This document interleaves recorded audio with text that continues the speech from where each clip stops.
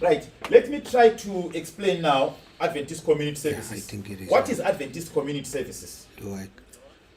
I think so. Basically, it is the official compassionate outreach ministry of the SDA Church, the local arm So what at church level in terms of humanitarian work. That's safety. So remember, I said ATRA is a national and regional, but at local, ACS becomes like a branch or an affiliate of ATRA. Okay. So it operates through local church-based units, often called Dorcas societies or Adventist Community Services societies. Then I left the OAMO, Adventist men. So what is the difference? I'm worried. So this time, this is Adventist Community Services. Actually, this is the official GC tie. I know people always have got ties everywhere, but this is the official GC tie for men. Adventist men, it's written Adventist men, then community services. So Adventist men and Dorcas. Dorcas was the Society for Women. They were all falling under community services. So what the churches will do is personal ministries, before things evolved. Personal ministries would then have these two departments under personal ministries as an arm of personal ministries in terms of welfare services. Then things evolved, like if you go to your countries like Zimbabwe, Zambia, Kenya, then Dorcas became like a society, a club, because the argument was we cannot have women organizing, going to donate, but not having a program. And remember, then there was no women's ministries. So now the idea was, let the women form a society or a club like Pathfinder Club, where they can meet, empower each other, and prepare to go and serve the community. So you'll notice that the old day Dorcas, like the 80s, 90s, and maybe early 2000s, before technology and other things came into play, Dorcas in other countries, like they would meet every Wednesday. Then on Sunday, those who are working will meet on Sunday. So like if you go, I'll give an example of Zimbabwe. Zimbabwe, they've got two Dorcases. There's Dorcas Wednesday and Dorcas Sunday. So on Wednesday, Dorcas, between 2 and 4, they are meeting at church. They've got different programs. Sometimes they are sewing jerseys. Sometimes they are planting. They were teaching each other. Then whatever they produce from their teachings, then they will go and share with the community. Then later they introduced sports to say, no, once in a while, let's play netball so that we also keep fit. So it then became a society. But now remember, there were other needs that were coming, like your leadership needs, poverty, literacy, and whatever. Because of those needs, then they led to the formation of women's ministries. So if you notice, unfortunately, maybe let me bring this politics. For women's ministries and Dorcas, where there was conflict, remember, women were leading themselves.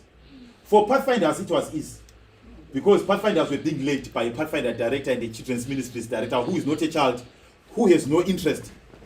But now the challenge is, Dorcas was now seen as an association for old ladies. Initially, women's ministries was like for the professional women. Then it turned around, then people decided to say, let's go for women's ministries. But they forgot that women's ministries was there to cover the needs of women, but not to close Dorcas. So if you go to Kenya, Zimbabwe, Zambia, there is no confusion. Like I'll tell you, my mother has got 2 uniforms. She's Dorcas on Wednesday, and actually, like this year, she's the actual women's ministries director for a local church. She's Dorcas on Wednesday, she has got a Dorcas uniform. Then when they've got a congress, she goes to the Congress for Women's Ministries. But there is no confusion, because Dorcas meets every week. They've got clear guidelines to say it's community service. Then women's ministries is ministering to them, their needs, like leadership and whatever. So it's like children's ministries came and said, you know what, Pathfinder is doing well, but there's protection, there's what issues that are there that we need to cover, so that we can make sure that our children go in a safe environment. So that's why you see that you won't really have, unless if you have got directors who have got other intentions, you won't have a problem between children's ministries and Pathfinder. It's clear Pathfinders meet on Sunday and Sabbath afternoon. Children's ministries only do when they've got their days, and then they take care of divine service.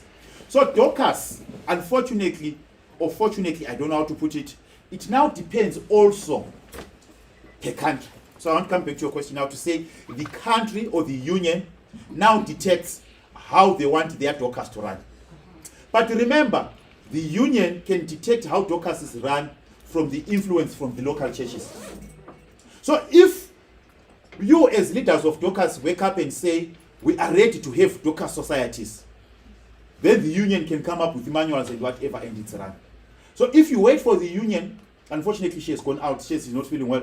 I wanted to say it in the presence to say, if she can launch Dockers, but the only people who must cry for the launch of Dockers, it's you saying we need it.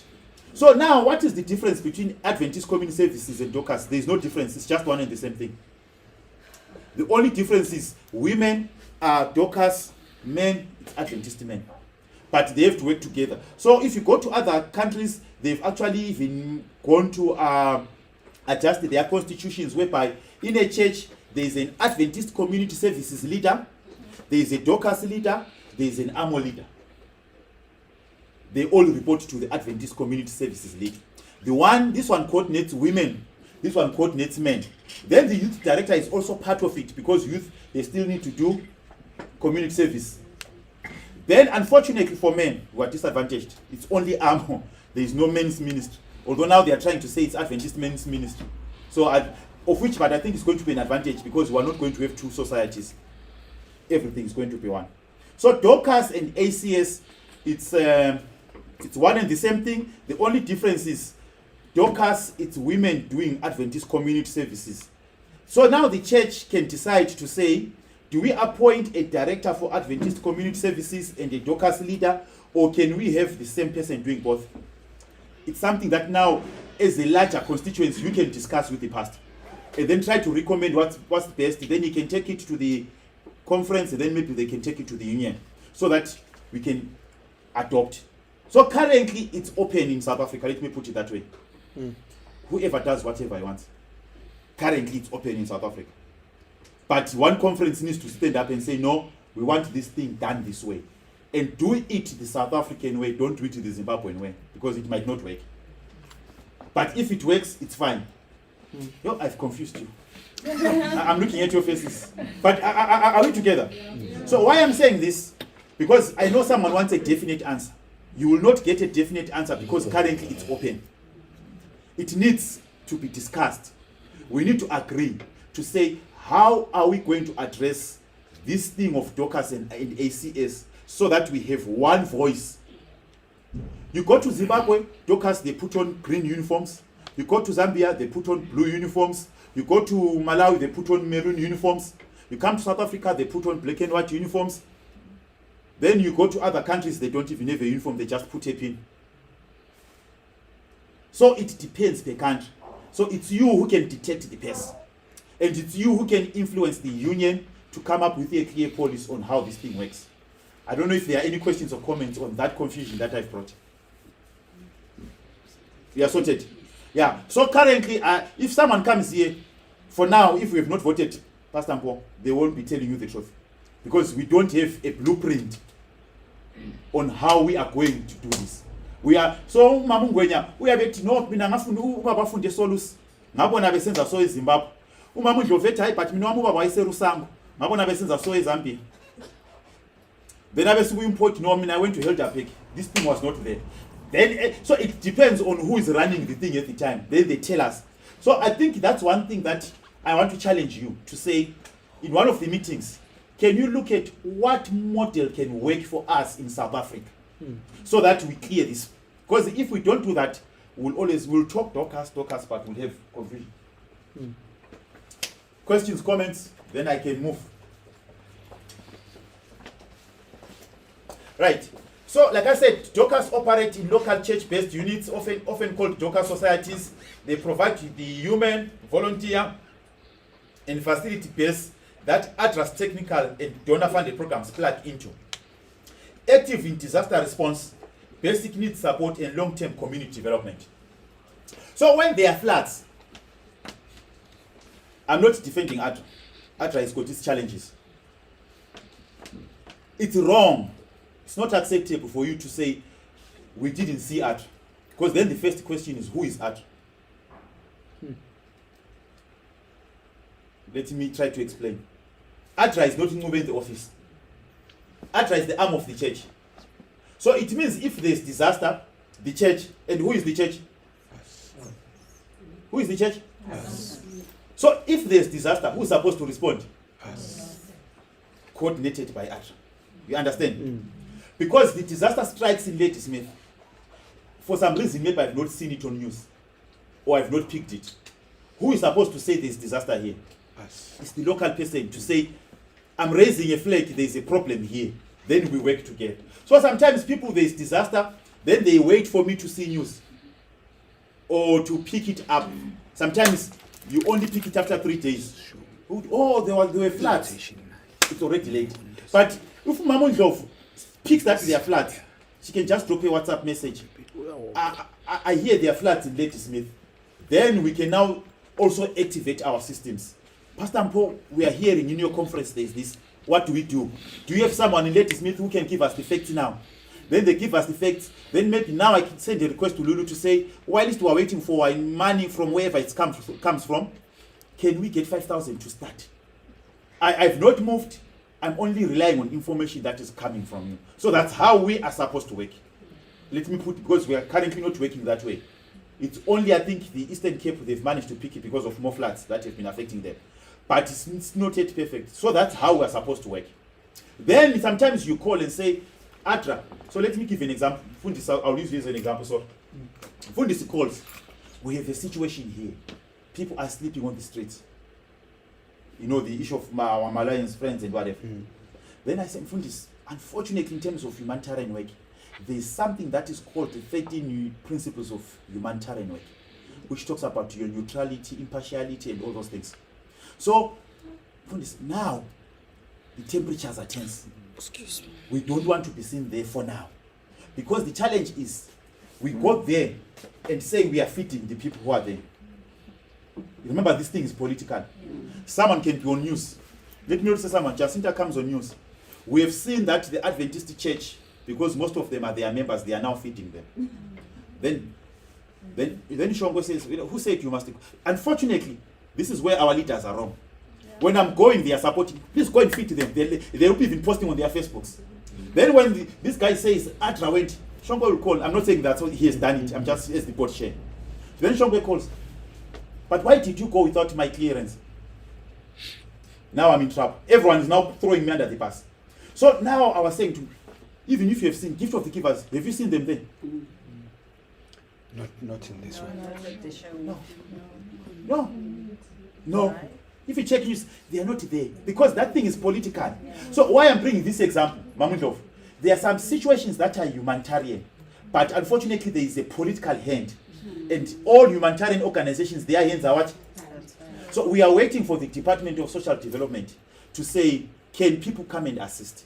Then we can come in. Because we can run there, and then we are told ATRA has been banned in South Africa and they've decided to deregister us. So it's not always the case that when there's a humanitarian thing, you always jump in. You have to assess the situation.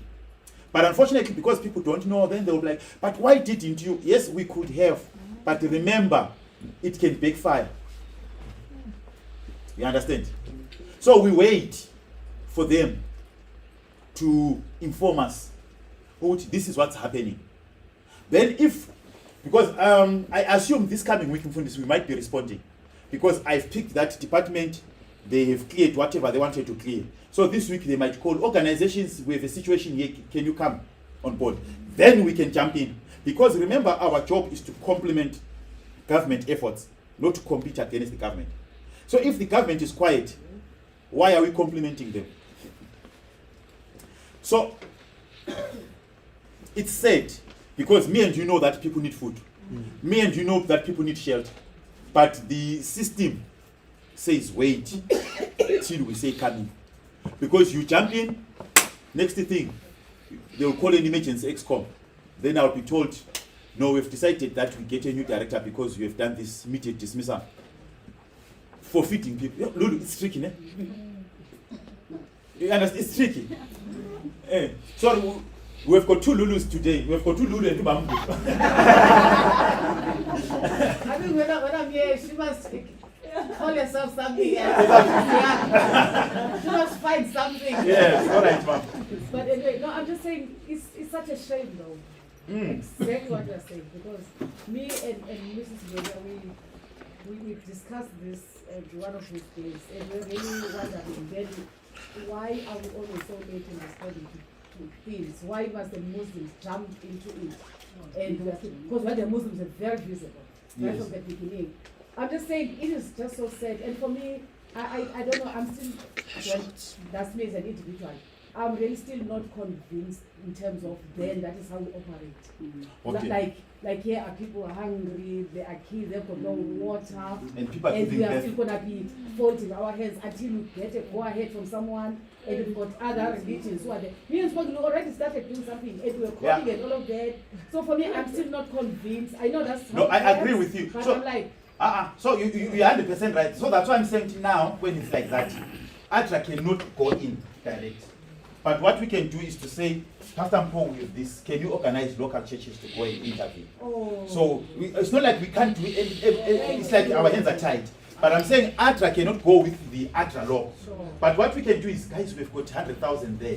What can we do? Then, Fundis, can you get maybe 2 churches that can organize? Then it's now like it's Durban Central local dealing with that. Then it becomes easy. So, I was like, but not so that's what I'm saying. Even gift of the givers, if you have noticed, they've been quiet. It's not that they're not doing anything. Yeah. They are busy mobilizing, but they are just waiting for that. But you cannot, because it's political.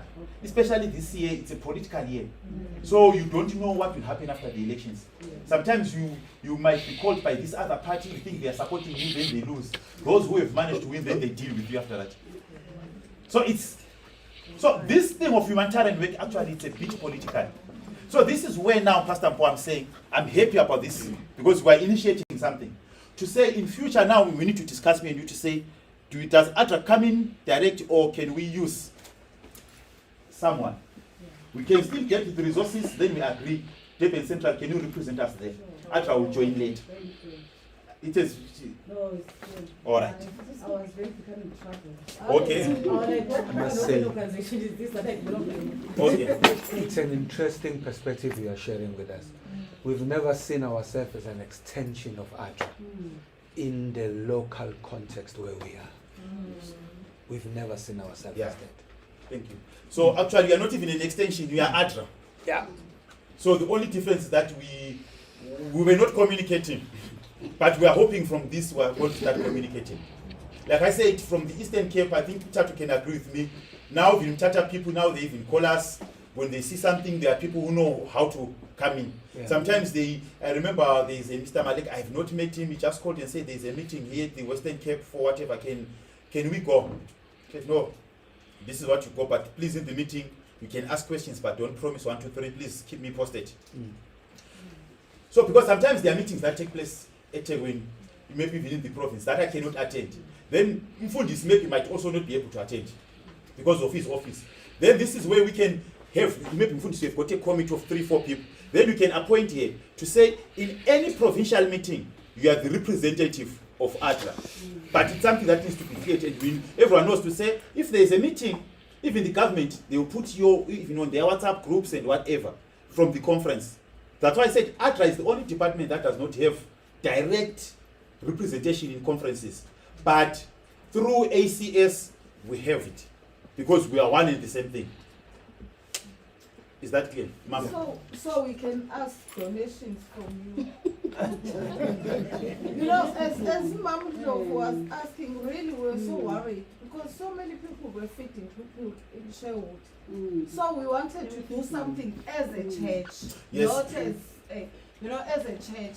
Yeah. So Can we we via can just, Pastor Mpo and ask for? you've answered me. Okay. Yes. Thank you. So whatever, I wanted to emphasize, whatever you do from KNFC, please make sure that Pastor Mpo is involved. Yes. Because if you leave him out, he will not respond Okay. for safeguarding purposes. Because whatever happens has to come through the conference. Unless if Pastor Mpo is now giving us a headache. Because there are other conferences where we've agreed to say, no, let's work directly. No. And unfortunately, Via. And fortunately, if you ask my team, they know I'm transparent. If you ask my boss, he knows. If something is not working, I tell him. So the other conferences where I've declared to the president to say, I'm doing everything here because you are not supporting. But so far, KNFC has been supportive, so we don't need to go. Because it also makes things easy. Because Mamu Gwenya will ask, Kuban will ask. Now we've got 6 asks for the same place. But if it's the conference, then we can agree, no, we don't have money, but maybe let's say 50,000 that we said, then you do whatever you're doing, then we get feedback. I must say, so that members don't have an impression that we are not doing anything as the local people. As from this last Wednesday, we've been going there every day. We took food there to cook, but unfortunately, that hall, Sherwood Hall, is right next to the mosque. So the first people to respond were the people from the mosque. So they are running everything that they should do with that shelter. So when you bring food, put aside. It's their food. They even tell you it must be halal, even though those people are not Muslim. So what we ended up doing, we are no longer taking food. We're going there to help to dish. Because we came with food from Meals on Wednesday, lots and lots of food. It was just put aside. It wasn't even a matter of halal, because it was sample beans. It was put aside, and pots came from different Islamic organizations. So we saw what's happening. We said, you know what, let's not cook anymore. Let's just go to help and serve. So we've been doing that since Wednesday. Yeah. So there are a lot of dynamics that are there. Like for example, we went for GYT. We were in the Cape. It was what is it? Western Cape. Yeah, Western Cape. We were in Cape Town. We went to a place. Those who know Cape Town, it's a place called Danun. We were going to distribute clothes and food there. We had to have the police escorting us. Because in Danun, whilst we are driving, the canopy and the food can disappear before you arrive where you are going. Whilst you are driving, they stop you, they jump onto the car, you are driving slowly, and actually, unfortunately, you move very slow then. So by the time you arrive, they can even... So also, I want to explain something. I hear your concern, ma'am, but I also want to give you a picture of something. It's not, there is what we call do no harm as one of the principles. I'll share with you the 13 principles make it work. Do no harm. Like for example, if my team has noticed, if I see someone on the street asking for food or money, I don't give. Because our principles as humanitarian does not allow. The only thing that I can do is to refer them to a center. But we don't give food. Then people don't understand, no, we are not kind. No. Because if I give, tomorrow we'll expect, then he's going to call someone and say there's that person who gives. Then at the end of the day, there will be expectations. Even our churches, unfortunately, I didn't want to get direct to them. Our church used to say, no, after every 2-3 weeks, they used to dish, and also, the church also used to do that. Then other Sabbath, when we were not there, the guys were there for Pumsit, and they were waiting for us, and they were very rowdy. Then I said to the head elder, this is what I was referring to. You are doing good, but you've forgotten to talk about your protection. Because these guys are saying today we're not getting out of church. Up to until we get food. So we had to so it's not always the help that you are giving. Let me be rude. At least me, I'm allowed to say that. You guys are not allowed. Me, I'm allowed. As a foreign, now you are not allowed. Do you mean to tell me that everyone in Sherwood, everyone does not have 1.5 for bucks to go home? Everyone there. Everyone, guys. Everyone. No. So why I'm bringing this to you? We have to understand that that's our dilemma now. To say, guys, we need to help those who are in need. But everyone has decided to go there. And then if you want to see, some of them, they've taken money, bought TVs, bought whatever. Then the question is, why didn't you take your money and go home? Why did you buy a 76 whatever TV? Because someone has to give you money. So that's another element. And entitlement. So that's another challenge that we have. To say, don't always, I don't want to say don't always be moved. When you are moved, don't act without thinking. Sometimes you get to a place, you get worried. But I'll tell you, I've been to Joburg. I know there are some colleagues of mine who have money, who have got cars, who can just decide to say one or two things, get into the bus, going from Joburg to Bulawayo, it's 700 rands. Just 700 rands. He just needs to sell one TV. or even to sell his iPhone 13. He will not do that. Why? Because ADRA, gift of the givers, and the church will come and assist. So, unfortunately, this work, sometimes Tato complains. And Vusi to say, you are hurting. No. You have to understand that there are situations whereby there is a situation, but it's not a situation. But unfortunately, in that situation, then there is a 20% that are in genuine need. So that's another challenge. I thought we were going to discuss it, but anyway, so that's why when you mentioned to say the government is querying that. Did you hear what the president of Zimbabwe said? Yeah, he said, you guys walked to South Africa, walked back. I think it's another country. The same way they walk. You know what? If you are listening from our perspective as Christians and whatever, he's wrong and rude. Yeah. But for us who are on the ground, and like I said, I can speak because most of them are my cousins, relatives, friends, I know them. It's not that they cannot afford. Yeah. Someone is waiting for a bus to come and pick him, but in his pocket is carrying 20,000 rands to go and spend it off. So then, unfortunately, there's a 10% who don't have. Yeah. Then they suffer because of that. So you have to understand. So that's why there are those dynamics. Sometimes we delay because there are other things that you have to go through. Yeah, makes sense. Yeah. So unfortunately for me, sometimes I become very hard. I know my team sometimes, but let's go. Wait. There's something that we need to check. Sometimes we say no. Because we're like, guys, do you mean all of your show can't get into a bus and go home? Right. So, but I was trying to explain, so you understand that with common services. So each union, actually it's supposed to be division. The division must set the pace. But unfortunately, the division is too late. You can't go and tell a Dorcas in Zimbabwe to change to a uniform in Zambia.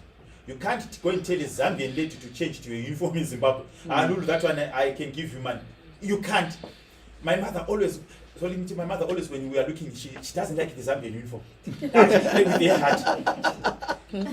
doesn't like it. And I can imagine if the division is to declare and say, and I was preaching in Kitwe in Zambia 2024, we're discussing, you know the way when they talk about the green uniform. Yeah. Then I was like, yeah. So guys, some of these uniforms will be soft in heaven. Because here I don't see them being soft. I'm telling you, like my own mother, I think she might even leave Dorcas. If you want her to wear that Zambian uniform, she has got all reasons of not liking it. But anyway, it's not about the uniform. It's about the work. So the union needs to detect to say, as South Africa, this is how we're going to run our Dorcas. Looking at the context, this is how we're going to run our community services. Remember, you go to Zimbabwe, they don't have social services. South Africa, you've got social services. They might not be meeting the needs 100%, but it's still functional. You've got your SASA, you've got what. We don't have that. We last saw it in 1991. We don't have that. It's not functional. So our Dorcas has got more things to do. Here in South Africa, we discover that some of the things, you might want to train people in terms of livelihoods. They don't want that. Because already they know they've got 2,000, 3,000 coming from SASA. So yours of planting vegetables and selling, they can't do that. So those are some of the dynamics now that we need to check. To say how do we act and don't compete with other countries because our situation is different. Right. So that is what. So 4 core models. The first one is Dorcas. I've talked about it. It is a unit usually women-led. And listen to this. Usually women-led. Unfortunately, we have been programmed to know that Dorcas is women. But generally, Dorcas is supposed to be Adventist community services people. Even men can be Dorcas. But unfortunately, we have been programmed that Dorcas is women. And we can't change it now. Maybe later, if we're going to change it. But for now, even myself, now I'm trying to imagine myself, Dorcas, I'm Dorcas. So Dorcas society is not really women. That's why the question people ask, maybe let me answer that question before you ask. People always ask, why did we have to have women's ministries when we had Dorcas? Dorcas was the overall Adventist community services, including men, including children, for Adventist community services. Women were the one who were leading that branch. Then that's why women's ministries was coming. Not that Dorcas had failed, because Dorcas had a role. So Dorcas is usually women, and let's leave it like that for now. Because it needs the whole world to change it. And we can't change it here, Mama. imagine sufika ngikhaya uthi umfundisi kuthiwe wena umuntu you see. So it won't really work. But I just want to give you that mindset to say Dorcas generally it's not women. It's supposed to be Adventist community services as a whole. Because remember Dorcas was doing welfare work. So it comes from Dorcas who was doing welfare work. Not from women doing, but from Dorcas. So it comes from the church through Dorcas. I hope I'm not confusing you. Then they've got Adventist Community Service Center, which is where the direction that we are most likely going to take. To say we need an ACS center, led better by a man or a woman, so that we don't have this confusion. Then we've got the disaster response team. These are trained volunteers that we are going to run a training for, so that they know what to do. Then we've got federation or network model. This one is found if you go to TOC. That's what they are using. They've got a federation system where they've got a Dorcas president at conference level. Then they've got Dorcas presidents per district or per zone, per federation. Then they are the ones who plan the program, assisting the pastor. They are the team that does the work. It's like your Pathfinder youth whereby you've got area coordinators and presidents. So Dorcas also has got a similar system. And you find that mostly in your Zambia and Zimbabwe, they've got federation presidents and whatever. So those are the 4 models. So we have Dorcas, we've got the Adventist Community Services, we've got the disaster response team and the federation. But the main one said that we have to choose whether we want to go Dorcas Amo, which is normally referred to as Docamo, or we want to go to ACS Center. And if I were to recommend, I think South Africa would thrive well with Adventist Community Service Center than Dorcas. That's my observation. But it's for the people to decide, to say, how do we go? Then we can revive Dorcas. But now the other challenge is when we are reviving Dorcas, we need to be clear, what are we reviving? What do you want Dorcas to do? Because we don't want to cause confusion again to say, this is women's ministries, it's the same woman. But we need to play around and come up with something that will take us forward. Because remember, the mandate is to help the community. It's not about us and uniforms. Yeah. All right. Engaging men in Adventist community services. So, remember, like I said, in other countries, it's called Docamo. Dorcas and Amo. So, like, where I come from, Zimbabwe, we are Docamo. We've got Docamo camps. Everything that we do together. There is no separation between men and women. So, it's Docamo. That's how we work. So that's why we got these uniforms as Docamo. So we've got a very beautiful uniform. Navy blue suits with our ties and light blue shirts. That's our uniform as men on Sabbath. Then on Sunday when we go, we've got our work suits, those overalls, blue with reflectors, written armor, whatever at the back. That's our official uniform. And we go to work. That's Docamo. So yeah. So you can decide to say you want Adventist Community Services, you want a Docamo leader, those are some of the models that I'm bringing.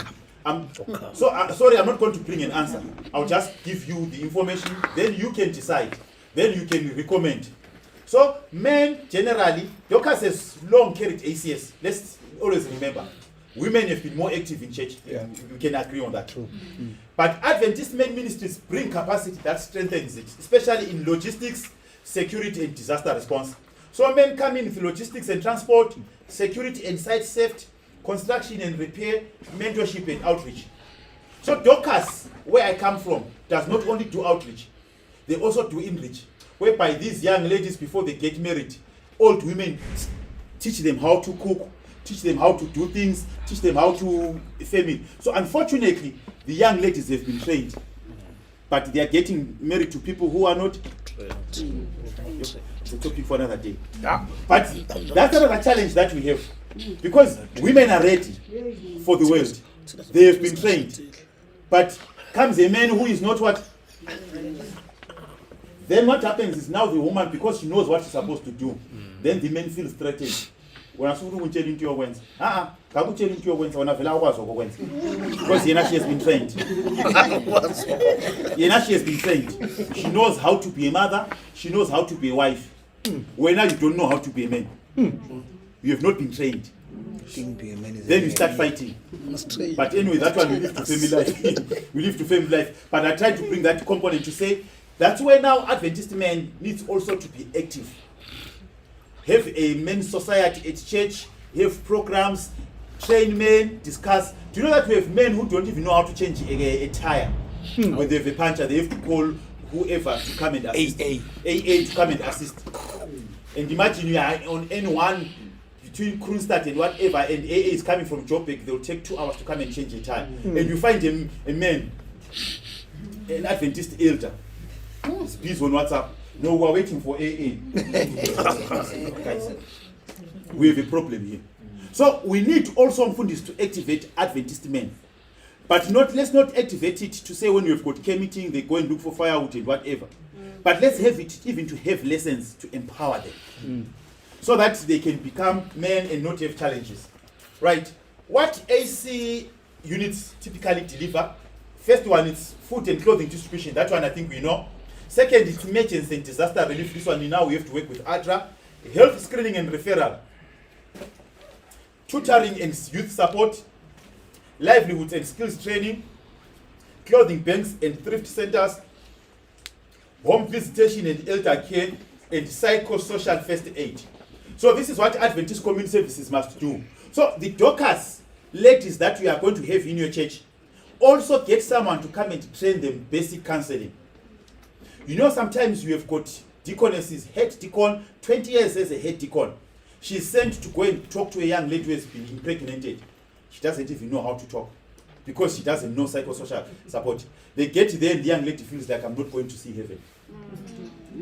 So we need to train people basic skills on psychosocial support. Just to say, Lulu, you come, I have this problem. I must find a way of talking to you. People don't know. So ACS, part of your mandate is to train. So now Mamundi of Lapana, she's a psychosocial support. I think she's also a trainer, from what I've seen from her CVs and whatever profile. So, and we are not using him. And you'll be shocked that other churches use him, who are not Adventist. And Fundis, when you use him, she must not hear this. When you use him, Fundis, fine, she's going to be blessed in heaven. But at least she's going to train your people, fuel, and maybe a 1,000 rand allowance. Yeah, because it's a profession. Yeah, it's a profession. The one mistake that we make as a church, we always invite professionals. Then we say the Lord will bless them. Yeah. That's why professionals, when you ask them, they are not available. It's not because they don't want. Because guys, I can't go to school, do psychology for 4 years, then come and then you say the Lord will bless me. At least few Basala, few in genuine. Because when I get invited by Latter-day Saints, they invite me. Like for example, I've got an invitation for Latter-day Saints Church to facilitate something online. I already know that I'm just waiting for the person to say, can you send your banking details? I know. And I've already budgeted the man. I've not charged them, but I've budgeted the man because I know. But if it were Adventist, I would also just be waiting for Jesus to come because I would be blessed. So I'm trying to challenge you as ACS. I'm not saying let's pay them too much money, but let's appreciate their services. Because the person takes time to prepare your manuals and do whatever. Then you guys say the Lord will bless you. So now, Mamudov, when you ask here, oh guys, these days we're busy. You know, I'm the shepherdess. There's nothing shepherdess coordinator. She wants money. So I'm telling you the secret here. So when we invite you to come and train your people, at least give a few words. Yeah. Ma?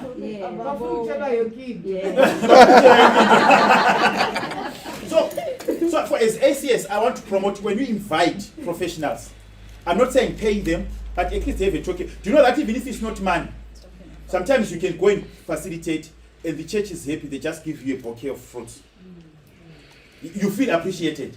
So when I'm saying pay us, I'm not saying give us money, because I know you don't have money, but at least something. Even you go, you know, I went to this church, drove all the way to Pretoria, did the program. When I finished, they had a small packet, it was just a nice African attire shirt. It was not enough for my fuel, but what I liked was the thought that they saw it fit to say thank you. So I want you to understand, to say it's not about money, but it's just that appreciation. Yeah. So I know Lulu is saying amen, because so Lulu, don't be invited for free. There must be something. Thank you. Then the ADRA ACS partnership model, ACS and local church, like you guys are going to provide us with volunteers, facilities, trust and community access. Then ADRA provides technical expertise, training, donor funding and monitoring systems. You understand now? Because we want to come and do a program, like what he's saying, people at Sherwood, they are already next to the mosque. So the mosque serves as a service center. Adventist, at least South Africa is a bit better. You want to do a program to cook and feed. You know what they will tell you? We heard you, Nube, we'll come back to you because we need to discuss it, the elders council and the church board, then we'll come back to you. Whilst we are waiting for the church board, the mosque is feeding people. You are waiting for the church board, the mosque is. Then by the time the church board, then they call, the church calls, from the church board they have questions. You know, Adventists, they are good with questions. They have questions. Whilst I'm answering questions, other churches, they are finishing. So remember, as a local church, and when the church was dedicated, it was dedicated as a center for the community. So when we have got floods and people need to come and sleep in the church needs to decide to say, guys, can we allow them to sleep here while we are sorting out? But I'm telling you, how many Adventist churches can accommodate people? Like now, let's say the government says to the Malawians, we're giving you up to 30 August, find centers to go and sleep while we are sorting you out. Our churches are not open. And that one I can tell you. True. Because we need the conference to discuss, and then SETCOM discuss. Then by the time you send questions, the mosque have taken all of them. So you see the problem, it's a system that we need to address. So, but we can be proactive and have an enabling action to say, in times of disaster, our churches are open as centers of influence or centers of rehabilitation. Then the local pastor and the head elder and the Adventists, they can make a decision, the three of them, to say, in this, can we do this? Then they can take it to the board for ratification. So our system does not allow that. Because currently our system, we have to have clearance, but someone is already responding. So that's the challenge. Then joint, we co-design projects. So listen to this part. Joint program between ADRA and you. We co-design projects together. ADRA does not, fine, we can write the final proposal, but you need to tell us what people need in the community. Because I don't stay in KwaZulu-Natal, I don't know what are the needs, I don't know what shops are there, but you can tell me we've got checkers, people need food, and what is it that they eat. Then I can request for funds responding to the information that you have given me. Then community impact, sustainable, locally owned transformation. Right. So you bring reach and trust, and we bring systems and resources. Then we work together. Then what are the best practices? Number one, you start with a needs assessment. Know what are the needs, involve the local leadership. This one we'll talk about more tomorrow. Number two, best practice is to recruit and train volunteers deliberately. Let's have people who become focal persons for ADRA, for disaster. Number three, mobilize resources and partnerships. We are going to cover resources tomorrow. Then keep honest records and report impact. Then, last but not least, Adventist Community Services serves as the backbone of disaster-ready churches. Like for example, here at the conference or some church, we might need to have a warehouse where we can buy blankets. Have you seen the warehouse of Gift of the Givers online? Yeah. Google it. Oh, they've got a big warehouse. This side it's mattresses and blankets. This side it's your non-perishables. They've got trucks. The moment you call and say there's disaster, they are just saying, driver, these are the quantities, go out. Overnight they are driving, next morning they are there. But for us, we don't have. And let me tell you what one church said in Joburg.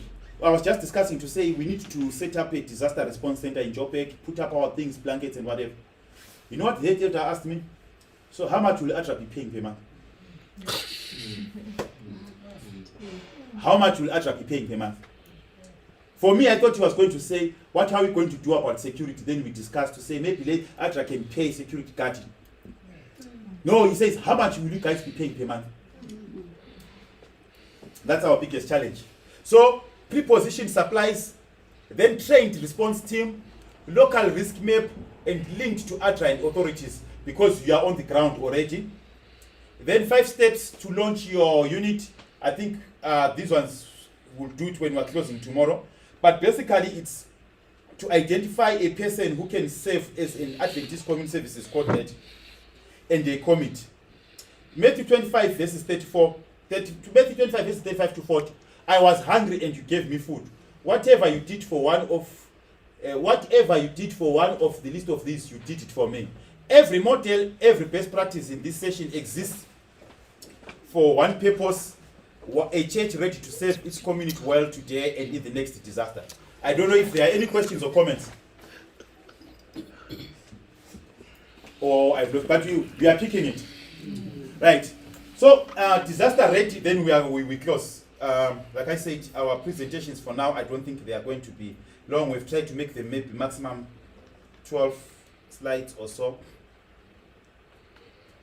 that you can go and rest. Right. Disaster ready churches. It's coming. Okay. It's there now. It's there now. Right. I will not go through everything. I know Tat was supposed to go through this, but I see she's sleepy, so she's praying for me. Oh, you are awake? She's not feeling well. Yeah, no, she's not feeling well. All right. This one is for the pastors, everyone. It's a manual that will shame for this. So these slides are just a summary of what the manual says. Why disaster readiness? We've got 6 provinces that are at risk. Your KZN, your Cape provinces. You know, I always mix province and conference. You know, when you're Adventist, you just baptize everything. Your Cape provinces, your Limpopo and your Mpumalanga, they are high risk in terms of floods and everything. So we've already managed to have a footprint in all of them, and our main disasters are floods, droughts, fires, and service delivery failures that are increasing across South Africa. You know, sometimes you go to Brantford, literally there is no supply of water almost the whole town. People walk for about 20 kilometers to get water. I'm talking of a country in South Africa, not across the border. Yeah.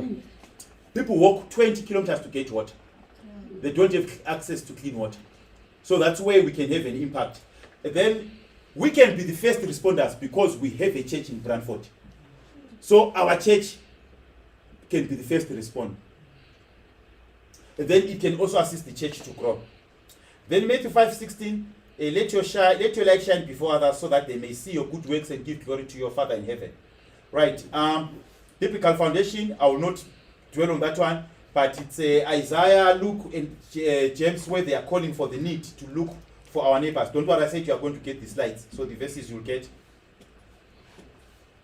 So the 4 steps to a disaster-ready church, then I think will be done. It's my church, my community, and my response. So let me start with my church. Step number 1. Before your church can respond, you need to know what you have. Your people. Do you know that in our churches we've got people already, some of them are already working in organizations that do that. They are professionals in that area. Facilities. It can assist. Supplies, non-perishable foods, equipment like your vehicles, generators if you have, finances if you've got an emergency fund, and connections. So that's the first thing. You need to do an assessment. As a church, do we have the resources? It could be personnel, it could be finance, everything. Do we have those resources? That's number 1. So you need to do an assessment of your church. So there's an activity, but we are not going to do it because of time.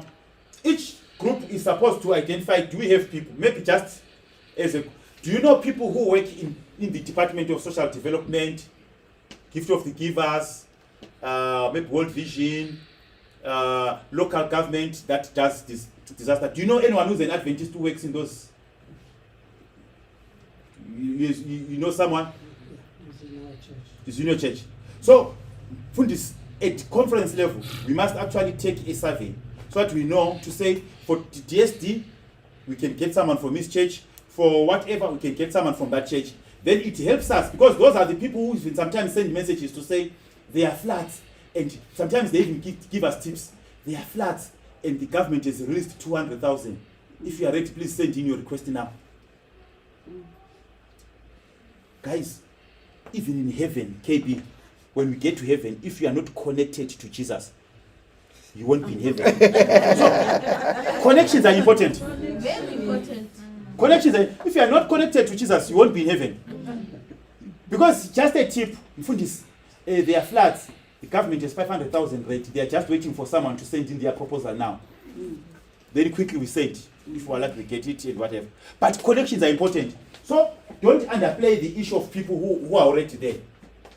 Then also check the resources. Do you know that we have got people who can say, guys, if there's disaster, I can offer my truck as long as you put fuel. If you have got this, I can offer this. There is a lady, she's from which town? East London. There's a lady from East London. She just picked that we were working on that clothes bank that we were doing. If you remember the clothing bank that we did beginning of the year. She gave us more than 5 tons of clothes. She had a connection with SARS. They drove to pick 5 tons of clothes from her house. She's an Adventist. She didn't know what to do with the clothes. She didn't know about ATRA that were existing. But because someone said, no, but I think ATRA, up to now, we're still finishing the clothes. I think from February, up to now, we're still doing 1 ton, half a ton of clothes. We're still distributing. And when I'm saying clothes, guys, I'm not talking about clothes. In the 2000s, say clothes with nice labels. Some of them still have got stickers, prices, brand new clothes. So imagine there's a connection from SARS. She got the things from SARS. She just gave us for free. Then we have been distributing as art.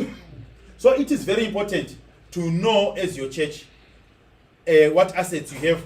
Then my community, you need to know your community, like what are the disasters that are there. Like for KwaZulu-Natal, we need to know what are the disasters that we have. Then how we can prepare for them. Just to have that record, food insecurity and social unrest, we need to know those, even disease outbreaks. Then the hazards, I think we will know. I think our biggest hazard is the floods, right? Yes. Do we have fires in KwaZulu-Natal? Or those ones they are for Cape, mostly for Cape. So we need to know, right? If we have got floods, then it will help us to say, how do we prepare ourselves to respond when we have got floods? Not when there are floods we start working. We need to prepare ourselves before. And remember, those who have been in the aeroplane, you know what those ladies do? They tell you the exit is here, entrance, what. But there's one part that I like. Then they say, in the event of whatever, take the mask above, put it on whatever. But that's not the part that I want. The part that I want is that when they say, please make sure that the mask, you have it yourself first before helping others. Because someone is busy trying to get a mask and put, then when I collapse and die. But you must first have the mask yourself, put the oxygen thing. Then when you have the oxygen, then you can help others.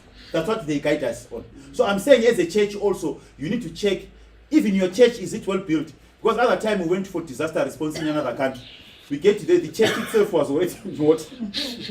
And then you ask the elders, but why did you build here? Why didn't you build on an upper land? Then they had history. It was so and so's father who was buried there. Then the church had to be next one. You know, all those funny stories. But then we recommend, guys, why don't you build a church up there? No, they don't want. Because history says the church has to be where they are floods. Then already now we see that when there is disaster, it means our people cannot be, the community cannot be helped. Because the church already itself is drowning. So you need to know what hazards, then mark your map, then vulnerable groups and potential partners. Who can be your partners? Then step 3, I'm almost done, it's my team. You need to know who is going to be the team leader. So Pastor Mpo, what I would recommend is, let's have a pool of people who are trained into Adventist Community Services leaders. In such a way that even if they are not elected in the local church, but they remain active in a team. If you notice that sometimes you train someone, like some of you, we are discussing here, you have a picture of what you want to do. Nominating committee comes, they move you to something else. But as a conference, the conference can decide to have a team. So that even if the church decides to move you to another department, but you remain active in disaster response, because it does not happen every day. So let's make sure that we've got people who are maybe a team leader, people who are good for planning and coordination, communications, logistics, finance, safeguarding, emotional and spiritual care. As KP, we attended what is called emergency response training, ERT. You remember that exercise where we're being taught how to respond to journalists? So all those things, people need to be trained. Don't assume that because the journalists come, uyabazwa mama bakadoka yabe sevele siyibonile i-SABC ufuna bambone. We are here at 7, then she starts going short left, then it's on SABC, we are wrong. So they need to be trained to say it's not everyone who responds, it's the team leader who responds. No matter if you want to appear on TV, okay, at least be behind the team lead, but don't appear. But now they'll be the remnant church. Then it goes south. So you need to train them, because it's not everyone who can appear on TV. It's not everyone who can respond. Communication is then logistics. Also, you need to know who can drive. Because when we've got disaster, some people panic. They cannot drive when they've got stress. Yesterday we were driving with a small a disaster. Ululu was stressing me somewhere. I got to a stop sign for almost 2 minutes. The road is clear because I'm trying to solve something on the phone. And then, but what I liked, Tato and Wanatika, they did not panic. They realized what was happening. They just looked at me and then realized that no, there's something wrong. Then I checked, the road is clear. Then we went. So, because you need to know there are people who cannot drive when they panic. There are people so you need to know your team, who is good at what, because there are other people who can panic. So let me tell you a story. I think this might be our last one for the day. So there is a guy who won a lotto. Fine, we don't believe in lotto as Adventists, although you do play, but let's not talk about it. So there is a guy who won lotto. Then people discovered that he had won the lotto, about $1 million. Then they were looking for the person to go and tell him. So you can't just go and say you have won lotto because you don't know what will happen to the person. Yeah. Then one pastor says, no, it's an easy thing. I'll go and talk to the guy. Then the pastor goes to the guy. How are you? What happens if you win $1 million US lotto? Then the guy responds, I'll give you half. Then the pastor fainted. But remember, the pastor is the one who's going to break the news. So what I'm trying to bring here is, our team, you must know who is good at psychology, who is good at thinking. We know each other. And it's not wrong. That's why we are a team. There are people who panic, there are people who do disaster, and everything goes wrong. There are people that you send. Like, for example, when I was in Zimu, we had one good driver. The guy drove very well. But the problem on Darwin was one. You send him to town and you have a meeting at 10. He's in town, someone calls, he has got a disaster somewhere. He goes and rescues the person. Then he does. Now I've got visitors. Imagine, Minister of Education, they're in my office. I want my teas because I asked him to go and buy biscuits. Then you call him, Darwin. By that time I was working at it. Darwin, my visitors, they've got 15 minutes before they go. Where are you with my teas? Then, no. So I had to go and help here. But I'm on my way. But now I've discovered that I left the card for buying in the office. The guy was a good driver. But so we knew if you want something immediately, get someone else. Because if you don't want stress, send that guy. I mean, if you want stress, send him. He will go and he will not come back. He will deliver, but he can be diverted. Right. Then safeguarding. This one is important on my team. Make sure that people that are going to be trained, because like I said, we need to have a training for volunteers. It's going to be about 1 week. We'll discuss the logistics. The people who are going to be trained, they have to be vetted. Can they work with children? They must get clearance. Because we don't want people who will come, while we are distributing, then they see wives and whatever, then we have disaster. Then there are people who will say to ladies, well, now you are beautiful, and you know what, if you want to get more benefits, then we've had such situations. You remember the Oxfam situation? It was online. Oxfam, up to now, they are struggling with funding. Oxfam, up to now, it's a public secret.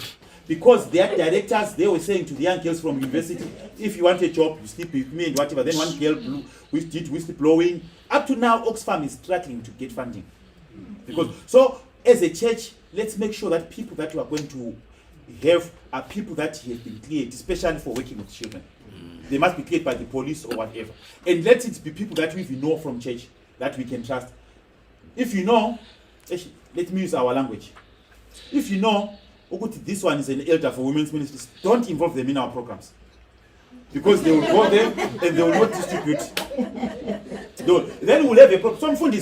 This one is very sensitive. Unfortunately, those Jonases are the ones who volunteer. So you have to be very careful. People are vetted. If you know that the elder has got a problem when it comes to women, please find a way of excluding them. Because people are vulnerable out there, and food and money is power. Yes. And it can actually, not only the program, even the church can be in trouble. To say the Adventists come here, they abuse, and remember there are people who are ready to pounce on the church. So they can take that and exploit it. So make sure that we've got people that you are safe with. And then emotional and spiritual care, I think this one we've talked about it. Psychosocial support. Actually, this is one area where we can be good as a church. When people lose their loved ones and property, we must be ready to do counseling.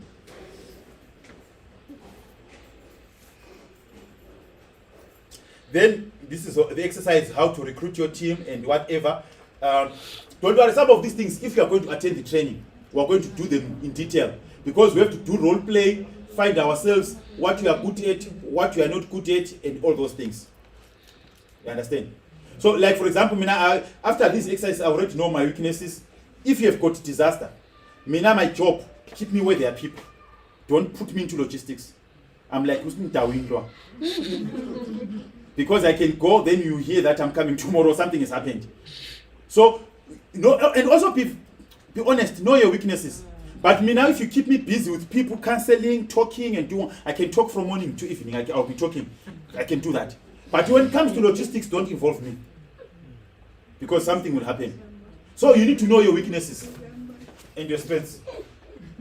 Then the last part, yes. Then the first, you said it was my church, my community, my team. Then the last one is my response. How are you going to respond? So there are certain ways how we respond to disasters.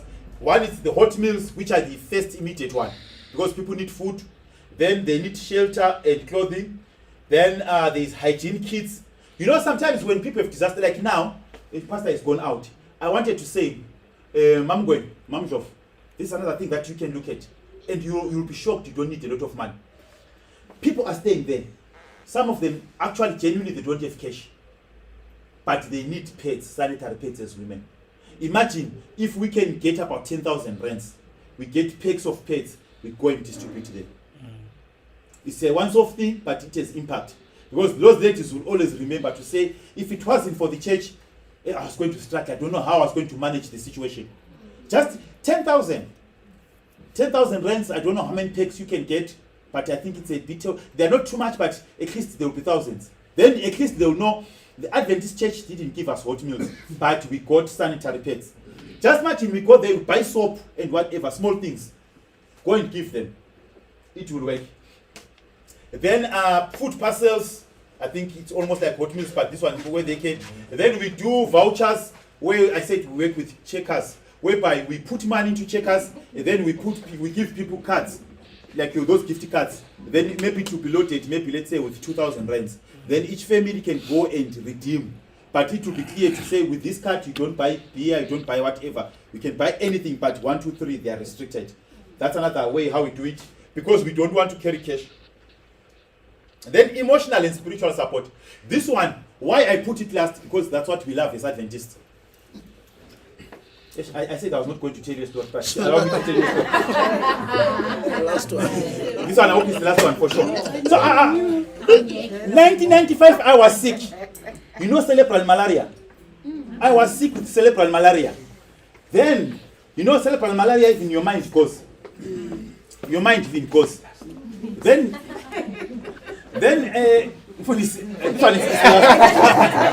so, like I told you, my mother is active Dorcas. Then Dorcas is Dorcas in Zimbabwe, then they are Dorcas. Then they decided to come and pray for me. They are coming for emotional support. You know that song? It's number 289.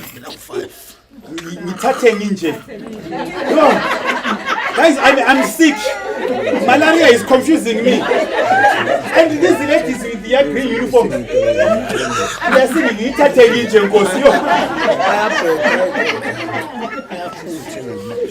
fine for them, it was emotional support. But later they told me, when we thought we were going crazy, because my mother says, you were sick, but you sat up straight and you chased us out of the hospital. But even up to now, that song, I don't like it. It traumatizes me. So please, if you're a chorister, please don't sing because in Right. So when it comes to emotional and spiritual support, like I said, Mam Lulu agree with me. It's a skill. It's not about passion. You have to be trained. You have to know how to talk to a person and take them out of the misery that they are in. And sometimes it's a process. But some of us, when we get there, I think I've even seen at funerals when someone loses their husband. Oh, mamungu nyama sebesiza benga mashepatis, andi yama mashepatis sebesiza. So, sure. Ungakhali kangako phela manje ibandla liyakuthima wena umfazi kamfundisi ukhala kangaka phela qina wena umfazi kamfundisi qina yo guys umfazi kamfundisi but I lost a husband, let me cry. You see, so we need people who will know and assist you to mourn, take you out of the misery and make you, but not overdo it. But we don't want people who come and say, you know, the Bible says you have to be strong, you mustn't cry. As a Christian you must stand strong. So that's why sometimes when people die, the partners also follow, especially for Christians. Then you guys come family life, then you lie to us. Hey, these ones, they loved each other. That one died. Then you as a church, you killed this one because you said they must not cry. Anyway, let's leave that one. So as we get to the end, what I want to say is, ATRA is here to train you. So I'm just giving you a snapshot. But these are skills that we can train and other organizations can come and train you. So a church must be able to identify a team, know your disasters, have a team that is ready and the team is trained, and then have a plan to say if there is disaster, who does what, so that we don't have everyone calling, everyone running. Then it becomes very simple. Then this is where Mamudov comes now hand to say, floods have hit Lady Smith, ATRA can respond in 24 hours without coming because we have a system. Currently, we don't have a system. So what happens is, I now need to send my team from Bloemfontein to come to the ground and do an assessment. And that can take 2-3 days because maybe I need to ask for the finance and whatever. So by the time they come to do the assessment, then when they finish, they have to come back to Bloemfontein, we sit down, we start writing proposals. But if there is disaster, someone on the ground is collecting information, whilst my team is still coming, but the first-hand information, we already have it. Then we are able to respond on time. So we might forget everything that we said, but I want you to remember this. ATRA and Adventist Community Services are one and the same thing. It's just the scale that you are working at. And then Adventist Community Services is ATRA local. Their responsibility is to respond to the small challenges, then escalate to ATRA when it becomes, and they become the first responders because ATRA cannot be everywhere. That's the bottom line. So we can work together and we are done.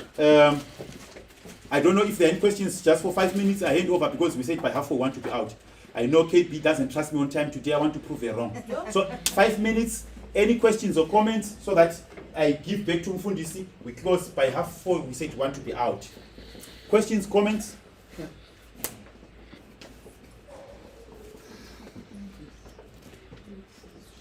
Is it clear a bit? Yes. You understand? Yes. Okay, Uba. Yeah,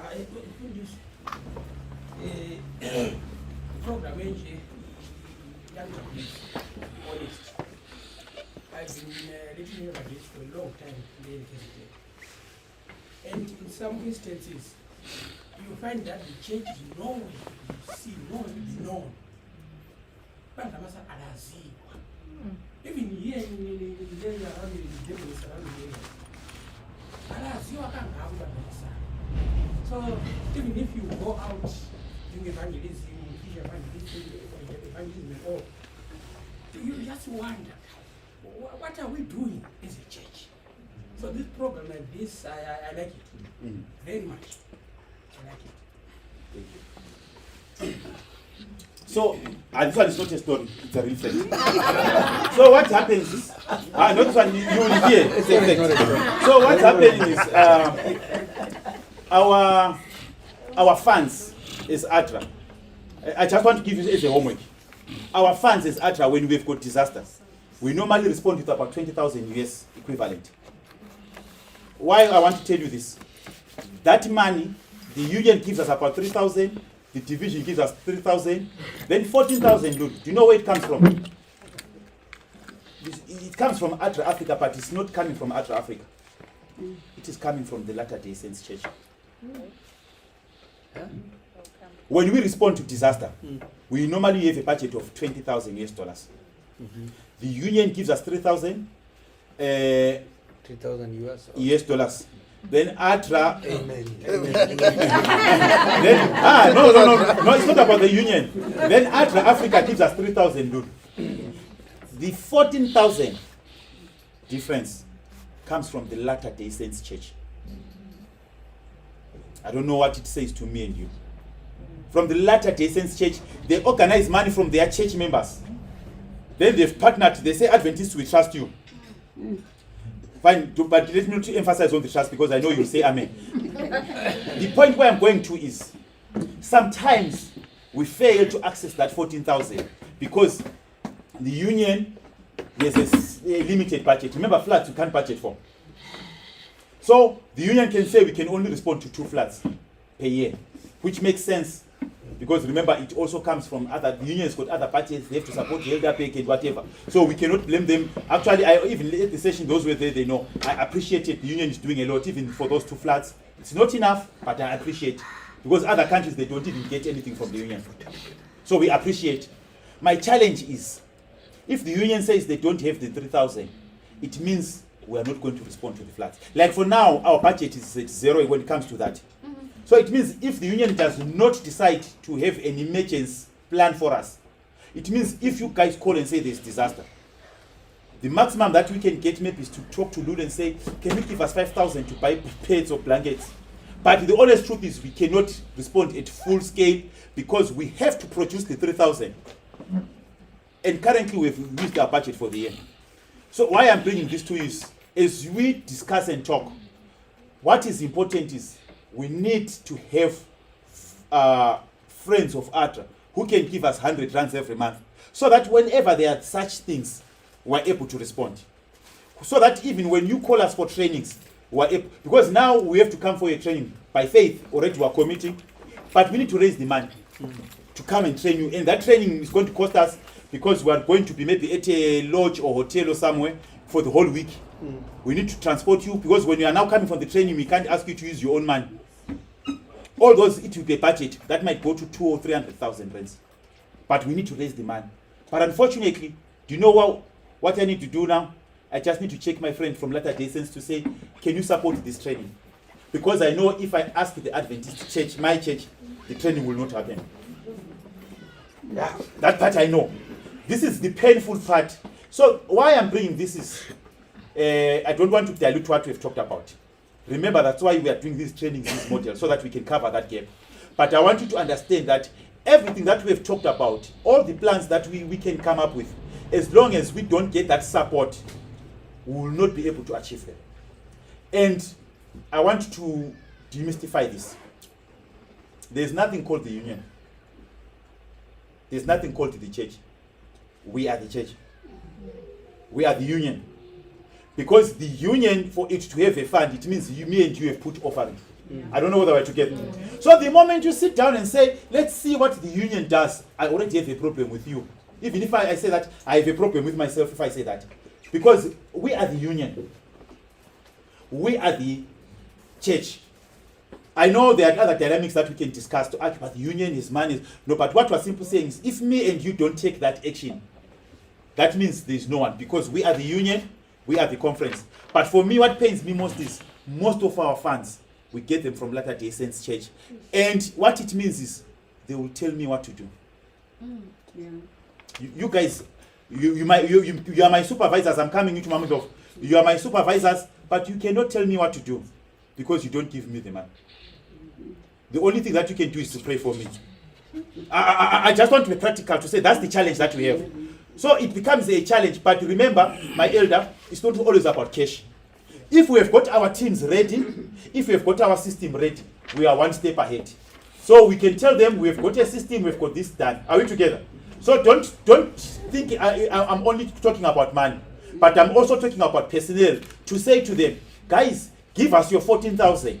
Then instead of sending a team or people who are going to get paid, we'll send one person to go and coordinate, but our church members will volunteer and distribute whatever. Then that means we reduce cost. Then that 3,000 that the union was supposed to contribute, we contribute it in kind. I don't know whether you pick where I'm going. To say instead of paying salaries, if we have got a team from a KNFC that is ready, it means instead of sending 10 people to come and distribute, maybe at a cost of 5,000 US, I can send a team of 2 or 3. Then the other part comes as volunteers. So what I'm appealing, please get me well, it's not only cash. Cash is part of it, yes. But I'm saying human personnel, churches, facilities. Because sometimes we have to rent warehouses. Because the churches, they are waiting for the church board to decide.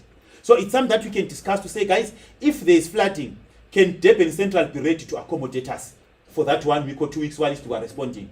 Like now at Sherwood, there's disaster. If we are to come and put our food, can we get a place where we can put our things without being charged the rent? Then I can go and say, guys, give me whatever amount you are giving me. What we are supposed to pay for rent, our church is going to donate the space. Then we evaluate. I don't know whether I'm making sense. Yeah. So it's not about cash, but it's just those small resources. Then they make a difference. I saw 2 hands, then we close. Mamujo first, and then I'm coming to you, Maeve. Thank you. I'm not sure that tomorrow you will touch on this. I'm just wondering, more often than not, when you speak about this responding to these disasters, we usually talk about food and clothing.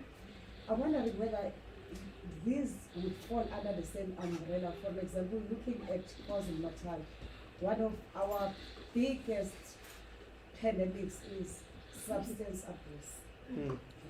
Children lining the streets, under the bridges, staying in dams. And for instance, I know KNFC Central does that. Once or twice every month, they'll go there and they'll give them food and all of that. But that's not the basic need of these people. So sometimes we're not really dealing with the real problem. I'm wondering whether with ADA and ACS, because I don't know, here around here we don't have one place of safety, no shelter for children who are abused or women. Speaking about child abuse, but I don't want to divert into that. I want to talk about addictions. I'm a parent. They are lining everywhere. We don't have a drop-in center. We don't have a home where they can take a bath and be given food, or where they can be taught skills. Now my question is, would such things fall under, because that is one completely neglected area where I'm not talking about people out, the church itself, the Yes. pandemic of drugs is just overwhelming. All the streets everywhere you go here in Pine Town, that's where you find them, and no one is responding to that. Okay. So would that be taken as part of things that the church could look at in terms of responding to a need? Thank you. Yeah, so tomorrow, as we close, we are going to identify low-hanging fruits to say what are the challenges that we are facing. Let's assume from now up to December, we don't have floods. Do we mean we are resting, or we need to do something? Then this is where what we have said, Mamutov, comes in, to say, we have got this Amapara Namoban, how best can we deal with them? Can we provide them a place, then who can be trained so that security issues, then it's something that the church can do, because we don't have those centers around. So it's something that it's 100% something that we can do. And we have got counselors, people like you and other counselors that have been trained. They can also come in and assist us to say, when you have this, I can volunteer maybe 1 day a week to come to the center and talk to the paras. Then we can have someone who says, no, I can come and cook food, I can provide this. Then someone can man the center. Then we can now assist them. Where do you come from? If there's what we call reunification program, whereby you say, can we talk to you? What was the problem? Can we take you back home? And all those things. It's something that can be considered. But we are not limited to disasters. Everything, your GPV cases, a shelter can be something that we can work on to say, can we have a halfway home? So we take you from the street, or you have been beaten home and it's no longer conducive for you to stay there. You can come here while we are sorting out social workers and whatever. It's something that can be considered. So it's one of the things that we are going to discuss tomorrow, to say what are the things that we can do immediately that can have an impact. Thank you. Mine is a quick question. You had mentioned involvement with the Mormons and that sort of thing. So earlier on you had said that once you have done your community service and the work that you have done, that then you are not then allowed to share present truth with those people. So who exactly dictates that? Is it just general ADRA policy, or is it the moments, or can I just understand why we're not allowed after Okay. ADRA? It used to be there. All right. So two things. The first one, it's a part of the principles of humanitarian work to say you have to be impartial. So when you are distributing, you are not supposed to talk about your God, your Jesus, your whatever. You just give them and go. Then second, it's now because the money is not coming from us, or we have not even contributed part, then this becomes difficult. But imagine I have a program for 500,000 and the church has given us 50,000 rands. It becomes easy to explain why Pastor Mpo is there, because they are part of the funders. Then after I have gone, and also for sustainability, I will tell them ATRA is based in Bloemfontein currently, but the local church here, our conference, can continue monitoring these paras or whatever.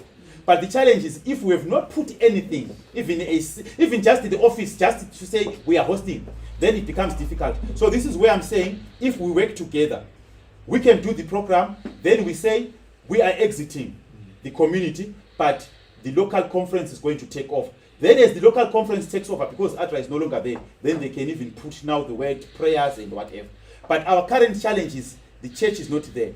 I told you in the morning, most of my volunteers, they are not Adventists. You remember Mamokia? Not this one. Other here. Yes.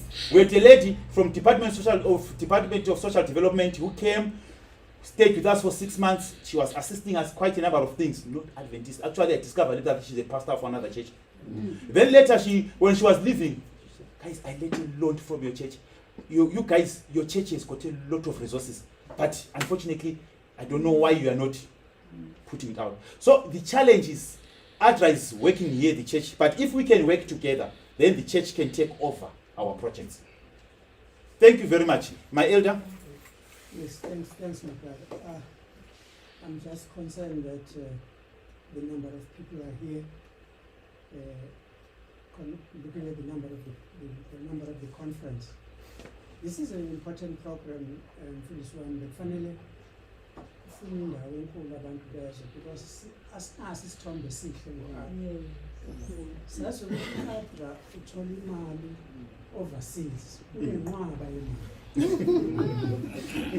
bese sibona uADRA ngazenza izinto bese siyayibuza ukuthi le mali yenzani.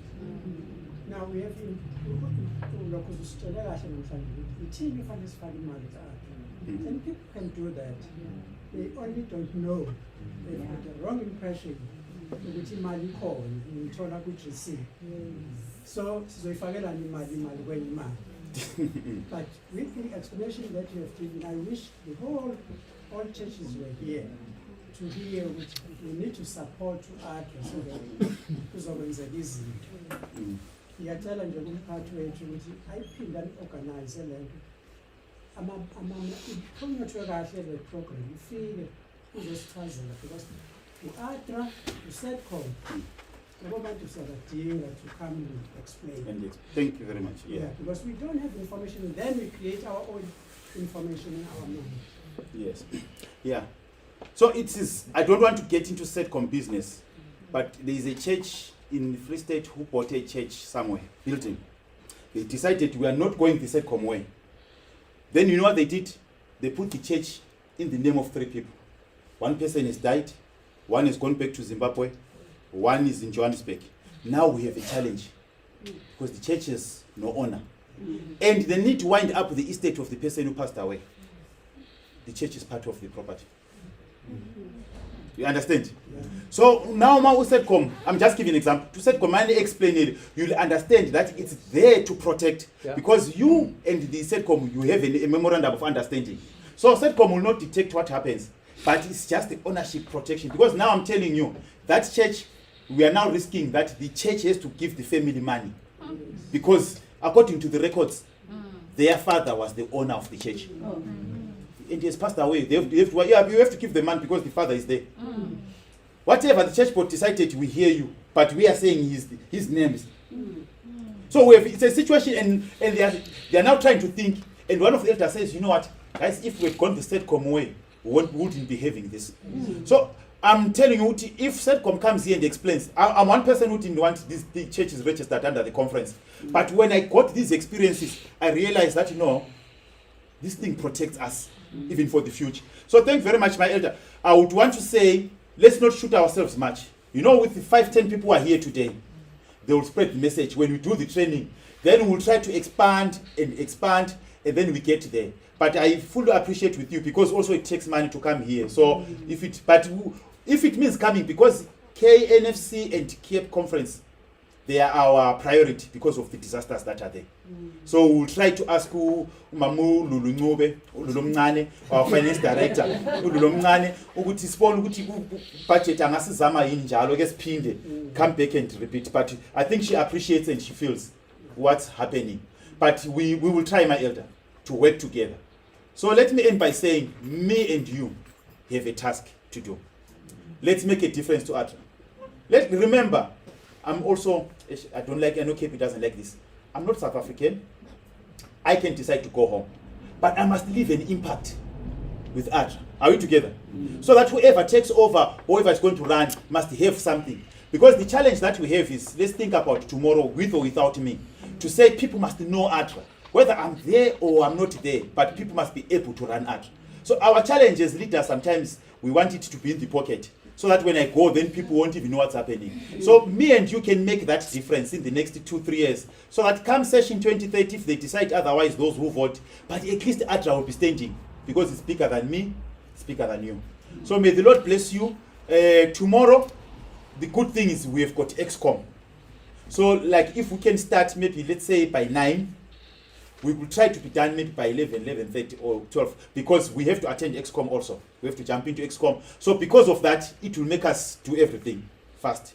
But I want to promise you, tomorrow it's going to expose you, like I said, to how to do these things, how to raise funds, and actually the actual doing, which might even help you personally as you sit down to say, I'm retired, but how can I be helping these people on the street? So I want to encourage you, even if you want to invite 1 or 2 people to come. Tatu, you're not telling us a story. No. Thank you. It's just okay. Good afternoon, everyone. It's just an emphasis on the importance of the personnel. As somebody who has gone physically to the response centers, it's very important that we have people on the ground, because just looking at where Adra is in Bloemfontein, if we are to come to Durban, 8 hours, 9 hours. And also depending on the mode of transport we'll be using. Because sometimes we'll be using a truck. That's extra hours. So that means it's more hours on the road than on the train. So it's very important that on these places that we have, I'm just glad that we already have a footprint in almost all the conferences. So we know that Cape Conference, we have this one, KNFC, we have that one, and all that and all. So it's helping even us, because we are just a smaller and a package of people like Adra. So having to go and traveling on itself, it's tired. You'll find if we were to take 3 days, we are there for 2 days, because most of the time we were traveling. So it's upon us, as Latin was saying, that Adra is us. So it's upon us and our churches, our local churches and our districts and our conference to see that Adra is there and it's there.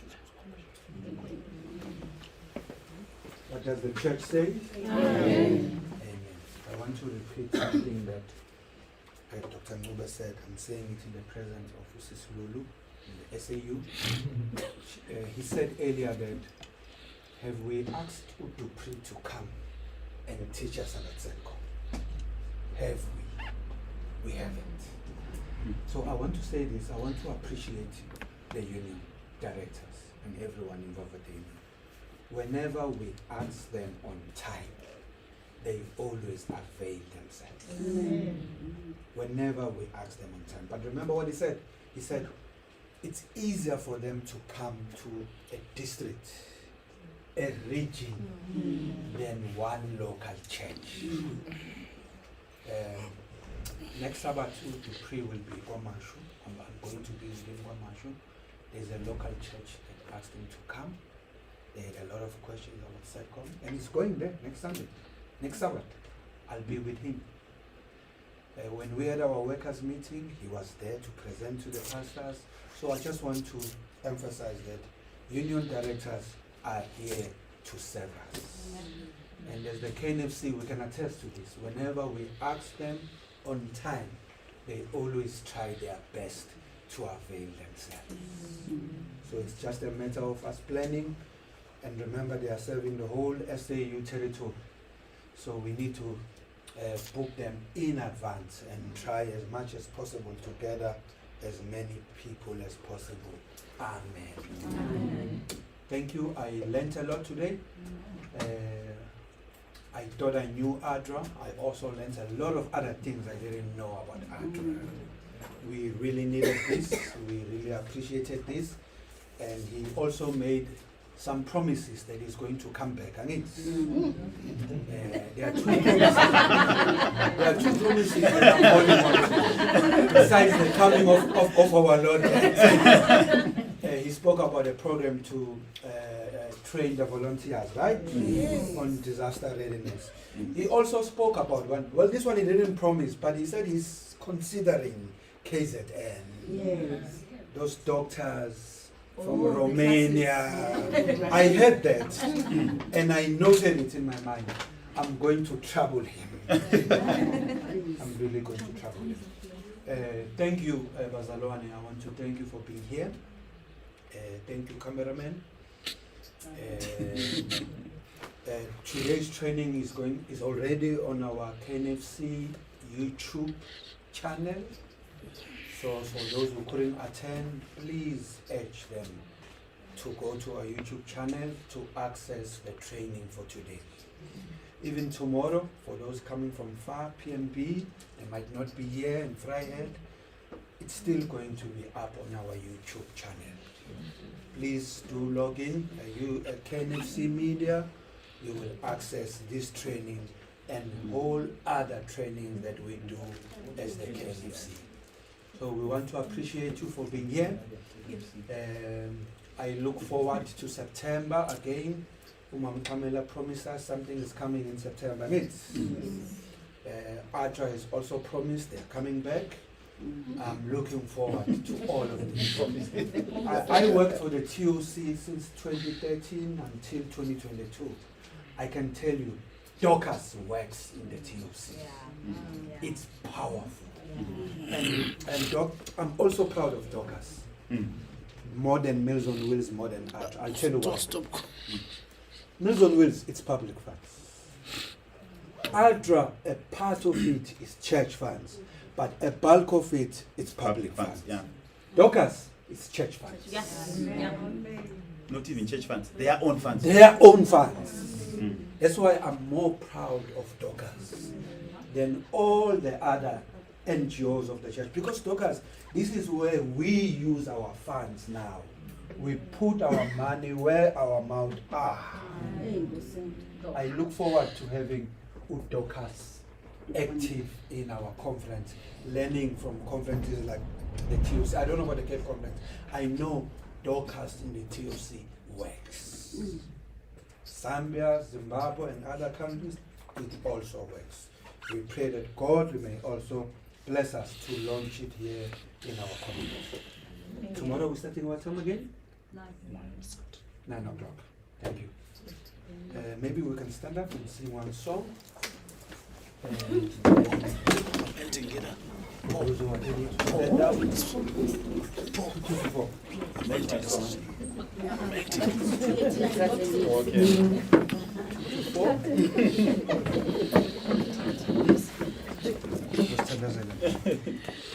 Pray for us. 2-4.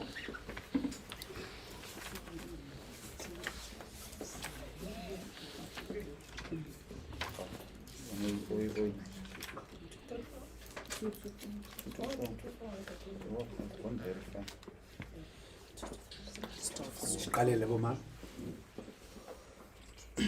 Uyakhanyusa kababa uvele endlini yakhe kodwa thina usiphile sihanye phansi lapha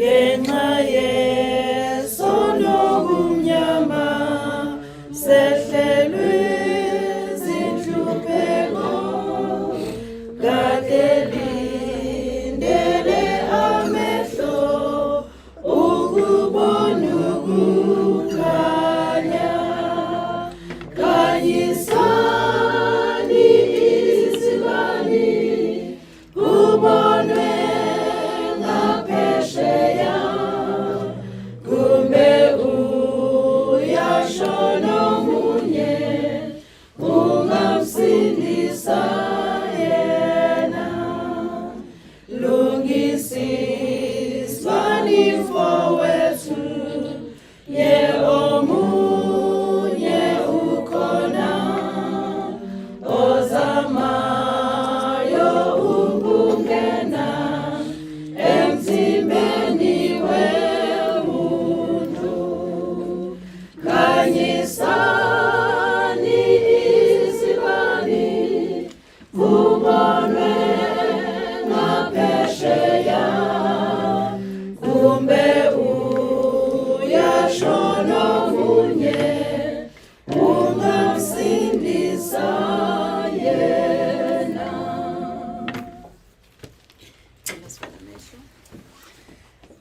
Baba, egameni laJesu siyabonga Nkosi ukuhlengwa nguwe kusukela ekuseni. Siyabonga Nkosi ngosuku othe wasihlelela lona.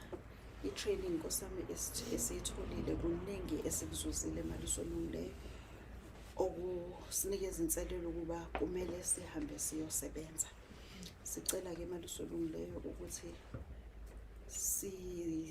silethe kuwena, sizinikele kuwena ukuthi sizimisele ngokuthi sikusebenzele. Ake sibe amathuluzi azokwazi ukuqhuba umsebenzi wakho ngendlela Nkosi obeke ngayo.